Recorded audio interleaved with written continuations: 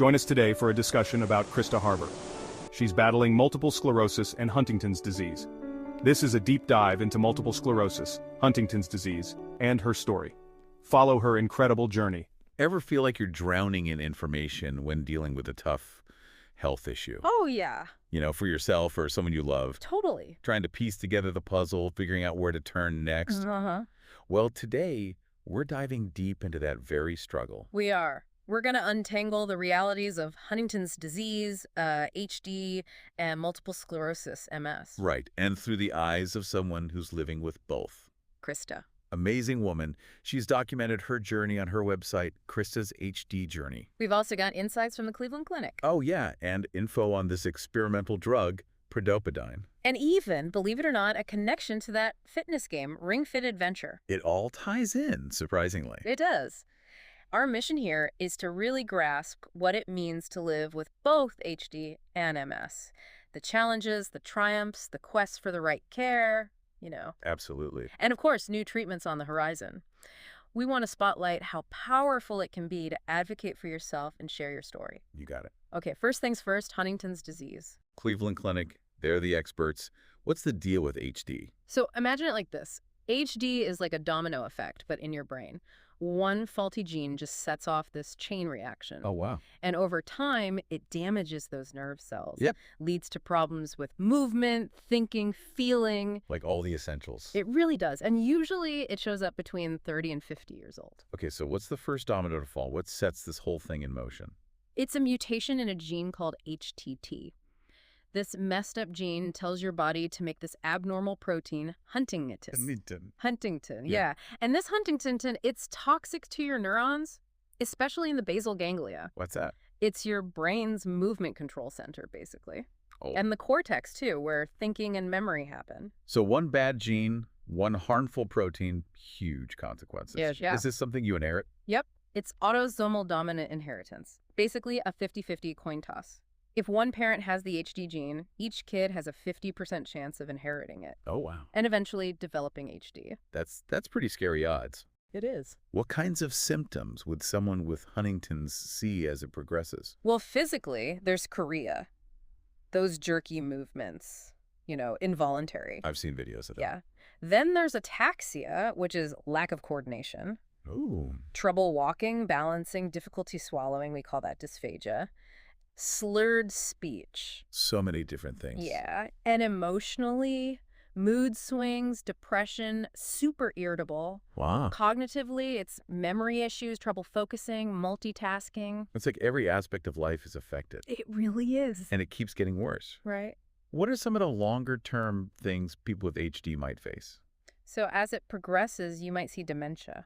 Oh, no. Yeah, that's when thinking skills decline, memory, personality changes. Right. There's also a higher risk of injuries from falls, the uncontrolled movements. Makes sense. Malnutrition because of those swallowing problems. And infections like pneumonia are more common. Is there anything that can actually stop HD in its tracks? Well, right now there isn't a cure for Huntington's disease, but the focus is on managing the symptoms, making life better, more comfortable. Yeah. It's a team effort. Physical therapists, occupational therapists, speech therapists. Okay. Counseling is a big part of it, too, for the emotional side of things.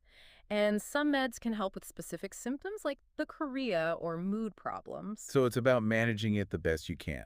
It is. What does the future look like for someone diagnosed with HD? What's their outlook?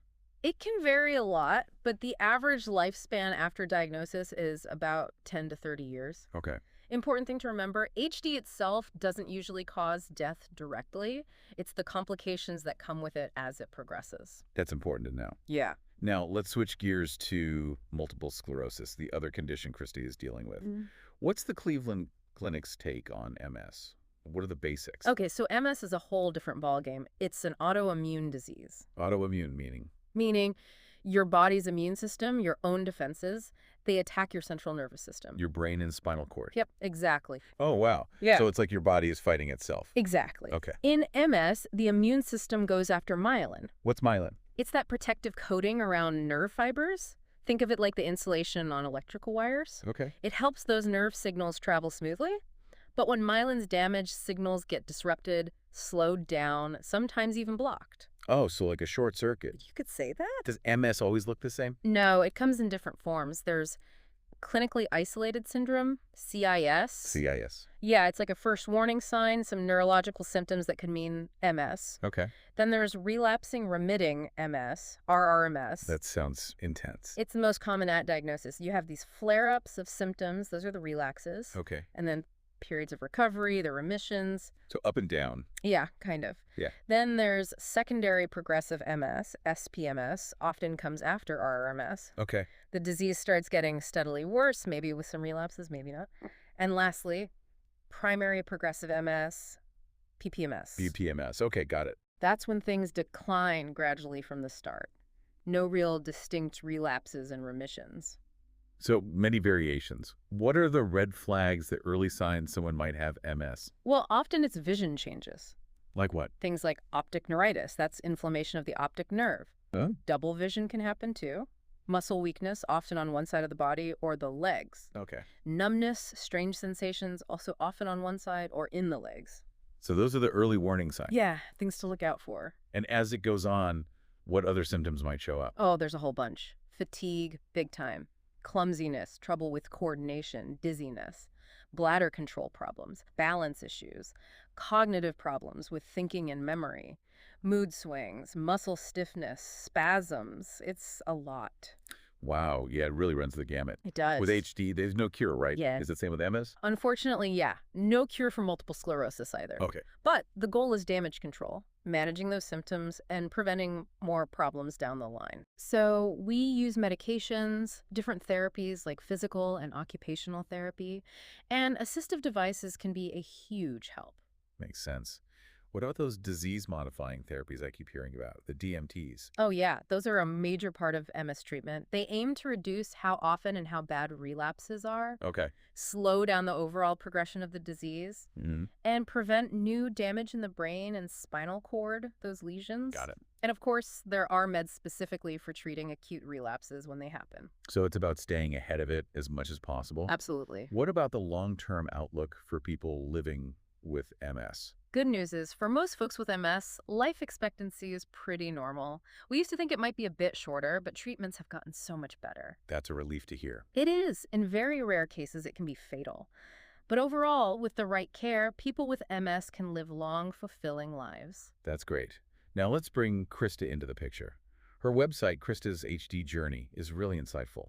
What stands out to you about her early involvement in Huntington's research? You know, what's really remarkable is how proactive Christa has been in fighting HD. I mean, she was dedicated for over 20 years before she even got diagnosed. Wow. Yeah, she was driven by her family history. Her mom, grandmother, great-grandmother, and an uncle, they all had HD. That's a heavy burden to carry. It is. So she started by going with her mom to the Predict HD study. Predict HD? Yeah, it's now called Enroll HD. It's a long-term study tracking how the disease progresses in people at risk. Makes sense. And even before knowing her own genetic status, Christa was traveling all over with her mom to these research centers.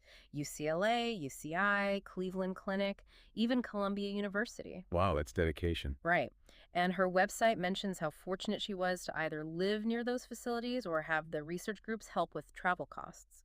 They must have recognized how important her participation was. Absolutely. HD is rare, and families affected, they face a lot of burdens. What's really amazing is that even as someone at risk, Christa still participated in the studies herself.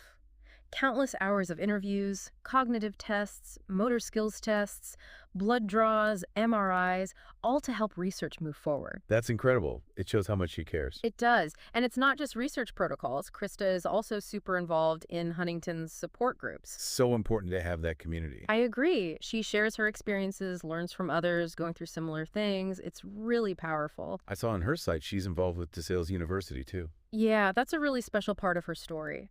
Since she has both HD and MS, her involvement in their physical therapy program has become this unique learning opportunity for the students. How so? They get direct experience working with her, understanding the ins and outs of managing those two conditions together. I bet that's invaluable.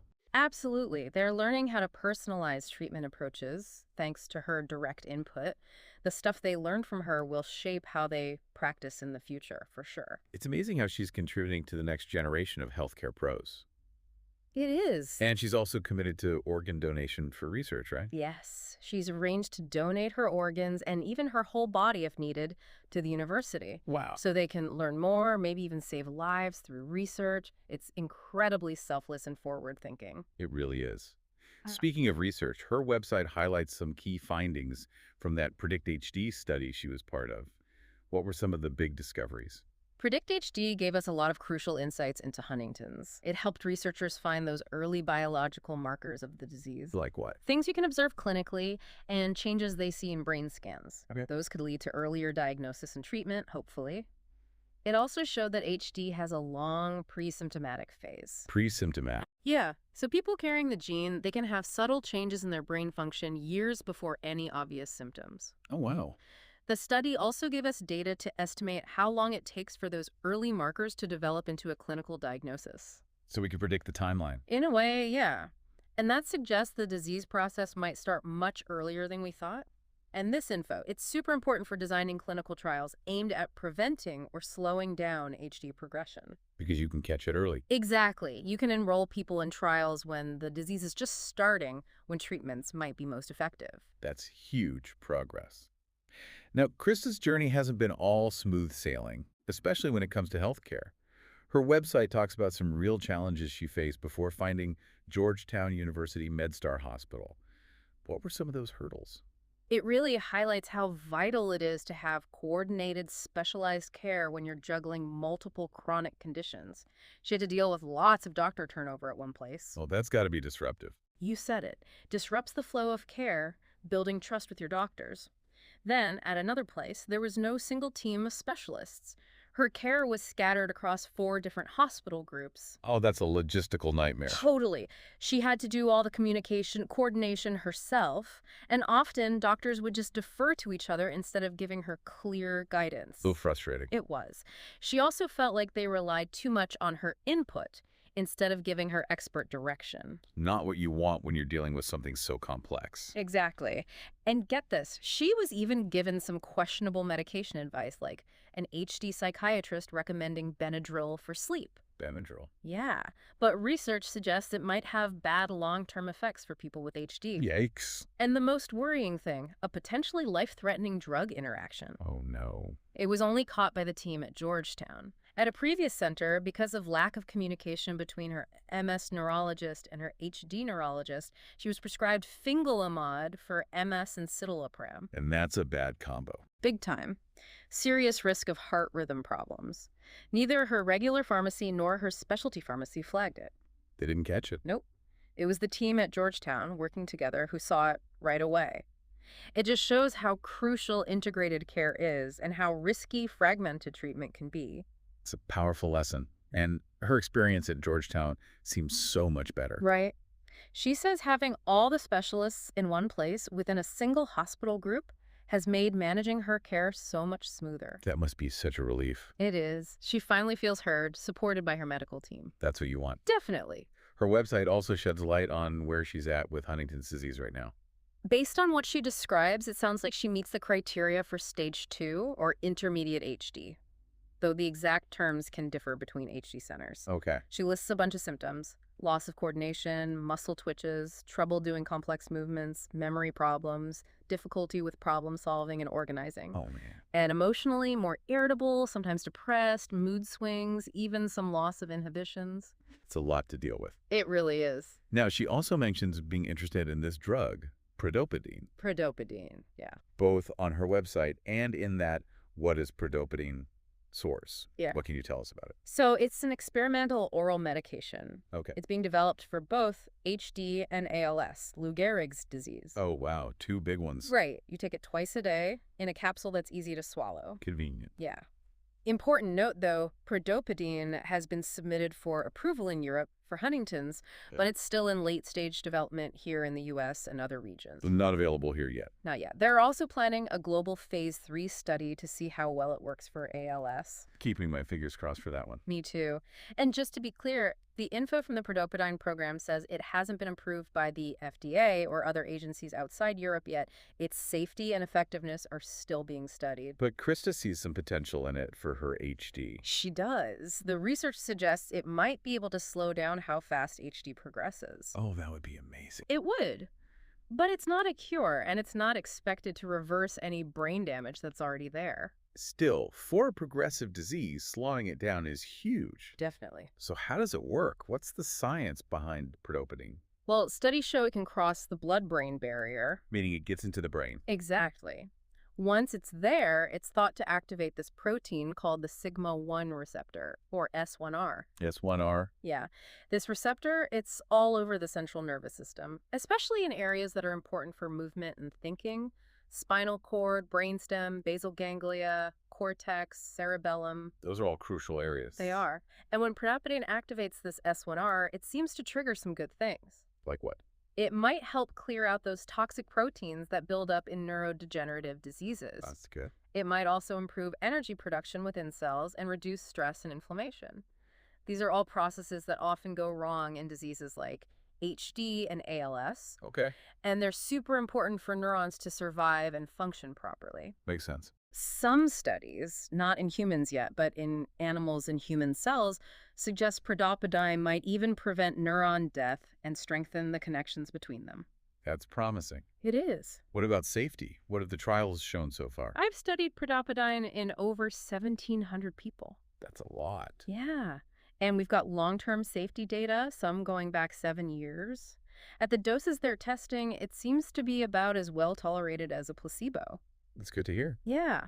The most common side effects reported are falls, nausea, diarrhea, and cold-like symptoms. Nothing too serious, it sounds like. Not compared to the potential benefits, no. Have they gotten any special designations from, like, the FDA or anything to help speed up the development? Oh, yeah. Perlenia, the company making predopidine, they've gotten orphan drug designation for both HD and ALS. Orphan drug designation. That's for drugs meant to treat rare diseases. It gives them some incentives to keep developing it. Okay. And the FDA has also given predopidine fast track designation specifically for HD. Fast track, that sounds good.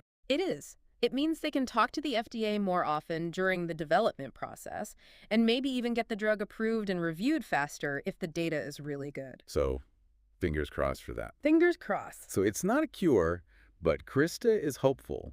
Predopidine could at least put the brakes on her Huntington's a bit. Has she been able to join any of the studies? Sadly, no. Her website says she's been ineligible for the trials she's aware of because of her MS. Oh, that's a shame. It is. It just adds another layer of difficulty when you have multiple conditions and are trying to access new treatments. Absolutely. Now, there's one last thing that caught my eye on her website, and it seems a little out of place. Ring Fit Adventure. Yeah. But it shows how Christa thinks outside the box. You know, she's proactive, looking at all angles, trying to empower herself and others facing similar challenges. It's a video game, right? It is, but not your typical sit-on-the-couch kind. Okay. So how does it fit in? She mentions it as an example of something that can help people with movement disorders live their best lives. It's this exercise game for the Nintendo Switch, a fun way to be active. Interesting. So in the adventure mode, you move through this virtual world and fight enemies by doing exercises. Wait, really? Yep. The game tracks your movements with this ring-shaped controller, the Ring-Con, and a leg strap. Wow. You jog in place to move your character, do overhead presses to attack, even hold yoga poses to defend. That's so cool. It is. There's also a quick play mode with mini games and custom workouts. Sounds pretty versatile. It is. Christa bringing this up, it's all about finding creative, engaging ways to get moving, even with limitations from HD and MS. It's about adapting and finding the joy in movement, even when it's tough. Exactly. As we wrap up this deep dive, what are the main takeaways that stick with you from Christa's story and everything we've learned? It's clear how challenging it is to live with not one, but two progressive neurological conditions like HD and MS.